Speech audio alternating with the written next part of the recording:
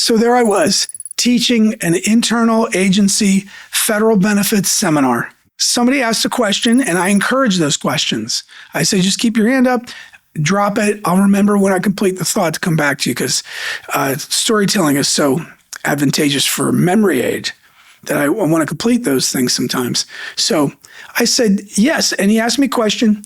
I answered it. And he said to me, he goes, I did not understand a word you just said. And I was like, oh no, I'm not doing it right.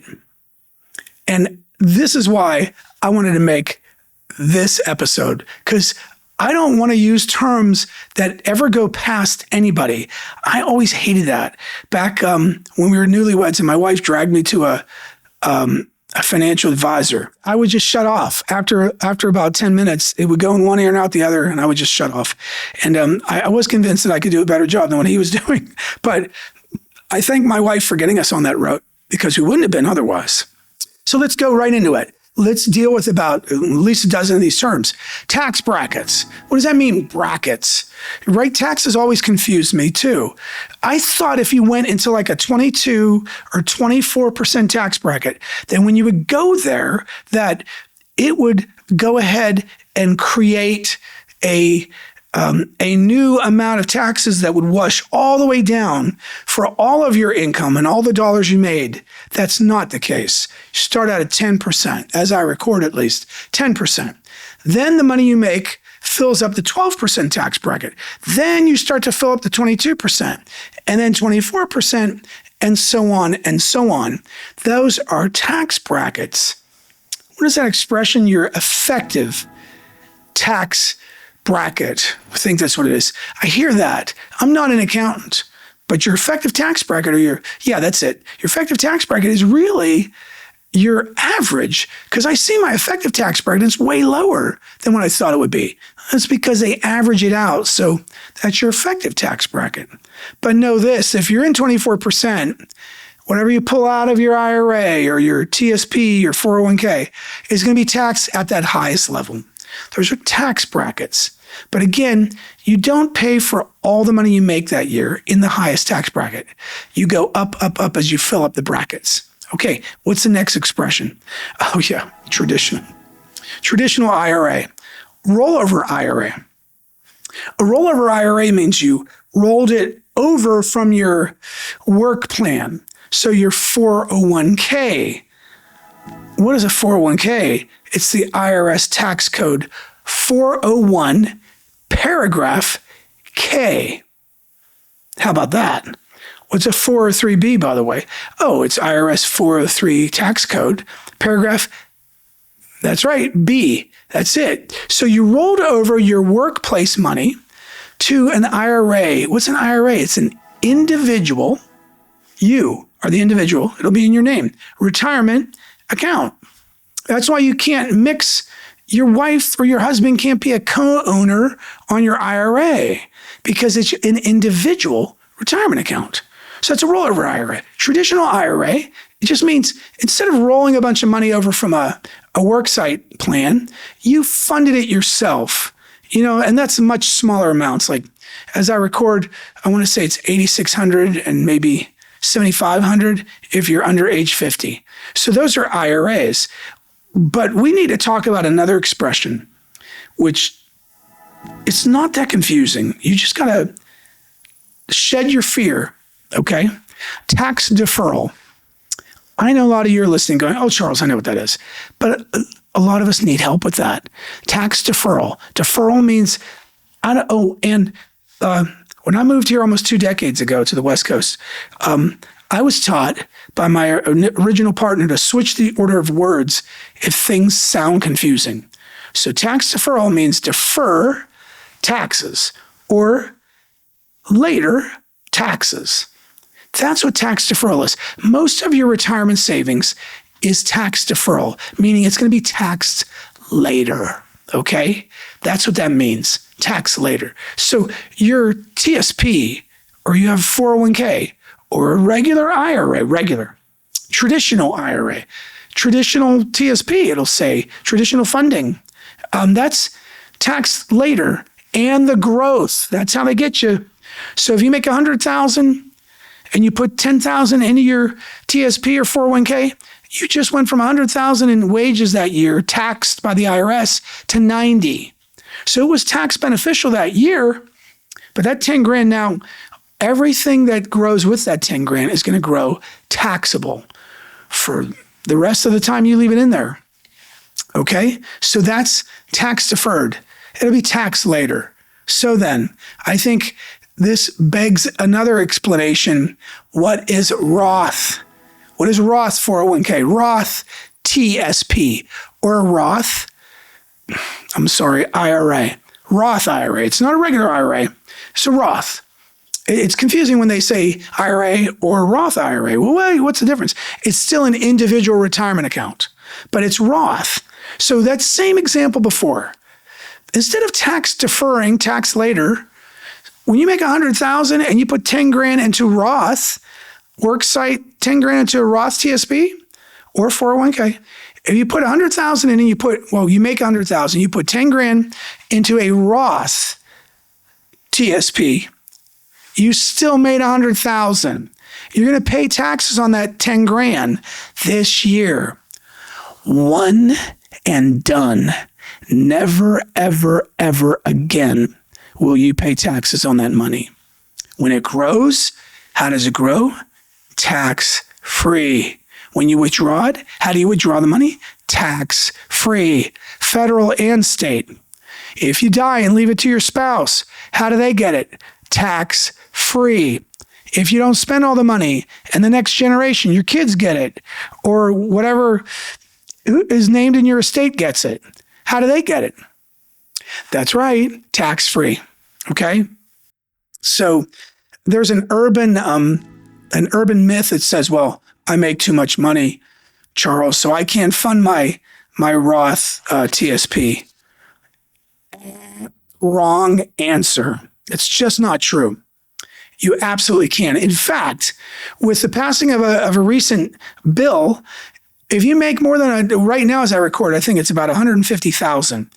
And in fact, they'll look back 1 year. If you make more than 150,000, like 150,000, $10, seriously, it's the actual amount, then your catch up in your 401k or TSP must be Roth. That's right. So not only is that a myth that I made too much money to fund my worksite 401k or TSP Roth. No, in fact, they're going to make you fund Roth with your catch-up. Now, when you can't fund a Roth because of your income limitations is with a privately held Roth individual retirement account, IRA. Okay? So let's talk about what is tax qualified. When they say, oh, it's a tax qualified account, that means it's an account that the IRS qualified as a retirement account. So an IRA, a Roth IRA, TSP, 401k, 403b, 457, employee stock ownership plan, deferred comp plan, those are all tax qualified by the IRS. So what's non-qualified? That's just a stock trading account, I say. But it's not held to the 59.5 rules, right? Where you can't pull it out to your 59.5, otherwise there's a 10% penalty for early withdrawal. Well, that's not held to that. The tax qualified accounts are, but a non-qualified account is not. Oh, this is a good one. What's cost basis? Cost basis is the amount of money you put into an investment. Now, in your IRA or Roth or your 401k or TSP, cost basis doesn't mean a whole lot. But when you're buying in a trading account, it does. Because your cost basis, they can't tax you for that. What you bought a stock for, or let's come back to that, stock, what you bought it for, okay? It's the cost basis. So when you keep it for more than a year, let's say you sold it and it doubled from $20 to $40. I don't know, let's say you buy, what do you want to do, SpaceX? What is it selling for? I don't know. But let's say you bought SpaceX at $200 and then you sell it, 5 years later for whatever, $400. that they're not going to charge you for the $200. You only have to pay for half of the growth. That $400, you pay for from $200 to $400.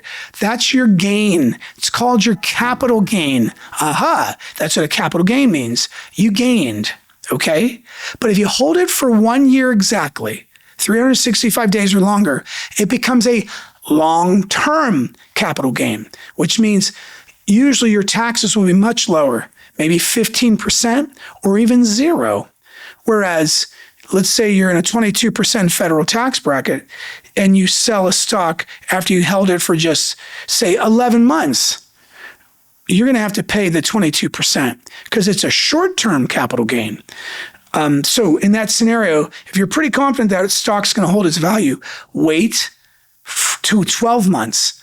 And then at the end of 365 days or 1 year, you'll get long-term capital gain. How about that? Let's talk about gross versus net. What is gross versus net? Gross is the amount of money that you actually pull out, let's say. But net is the amount of money you net after federal and state tax and other items maybe fall through the net. That's what you net. That's what you bring home. So you can look at a pay stub and you'll see your gross amount that you made. That's your full wages. All right, let's say you're at 1310, I don't know, making $160,000, right? Okay, that's what you make, $160,000, but you may only bring home about $115,000. That's your net. That's what you bring home after they take out federal and state tax, Medicare and FICA and all that stuff, right? Even your federal employee health benefit, your health insurance, yeah, when it's all said and done, that's your net. So that's gross versus net. Same thing in retirement too. We talk about your gross. Well, you want to get $2,000 out of your portfolio monthly, but you might only get $1,500 out because we have to withhold for federal and sometimes state tax. So you think you're going to get $2,000 a month, but you're really going to get maybe, let's in this illustration, $1,500 at 25%. So let's say, well, then what do I need to get $2,000 a month out, Charles? Well, let's divide 0.75, and now we know it's $2,667 gross to net $2,000. Okay, that's gross versus net. We've got one last one let's talk about, okay? RMDs. Remember, we're going to change the order of words. Required minimum distribution. It's the amount you have to distribute. And there's a minimum, remember we're changing it, there's a minimum required. So in your 70s, if you haven't created a tax plan, they're going to come after you and make you take money out. Why? Because there's a minimum amount you have to distribute to yourself that's required by law so they can get paid their tax money. That's why. So they want it. They don't want you to be able to keep it in there forever. Now, who do you think can make a better plan for you? You or your Uncle Sam? I think you understand your goals a little better than the IRS. So I'm going to suggest this right now. If you want to have help creating a retirement income plan, by all means, click on the link below for a 15-minute phone call. It's you applying to get a longer visit with us. So you'll apply to talk with us, and we'll establish if it works and if you can go on to a peace of mind visit where we can establish a written retirement income plan that you can count on. We call ours the Charted Retirement Course. Okay, don't forget, click on the link, and I look forward to talking to you. Bye-bye now.